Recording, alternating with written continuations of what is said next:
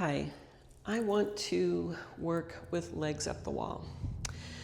This is a pose that is one of my favorites when I teach my restoratives workshops.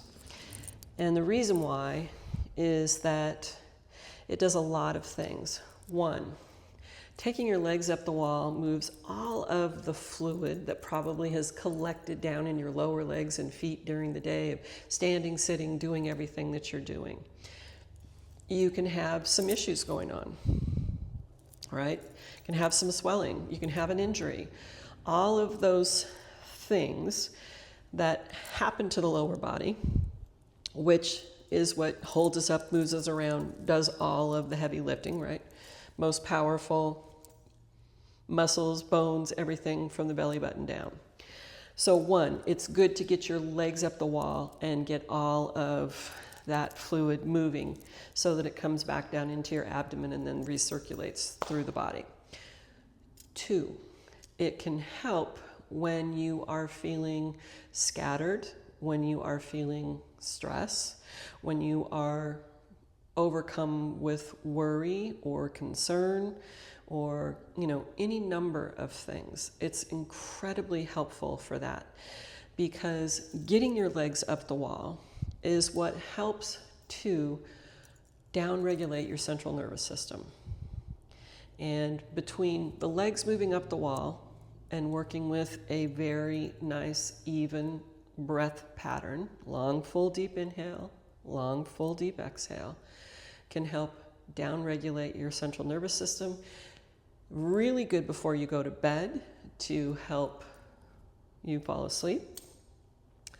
I sometimes do it in the middle of the night when I wake up for whatever reason and I'm struggling going back to sleep. Usually a session with the legs up the wall really helps and I can go back to sleep.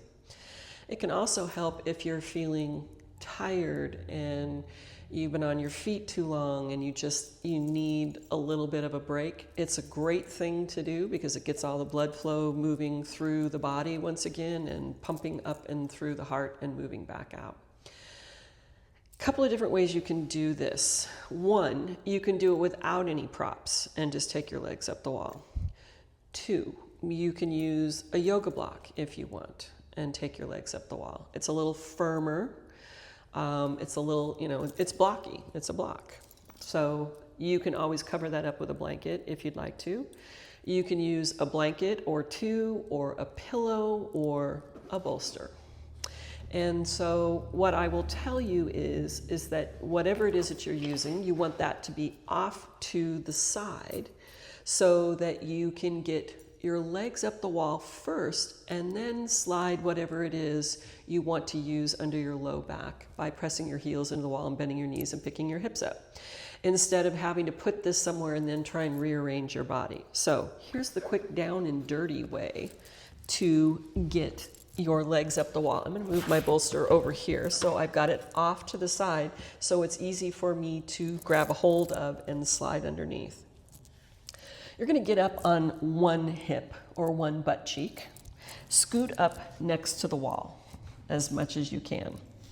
And then from here, I'm just going to roll over onto my back and take my legs up the wall. Now, if you have tight hamstrings, being close to the wall, too close to the wall, can be painful. So if you need to, move your hips a little further away from the wall. If you have room, you can bring your sit bones as close to the wall as you want. So option one is nothing underneath your low back, right? And you're just here and resting and relaxing. And option two is to give a lift to your hips and pelvis so that that helps with all of that movement of your blood, right?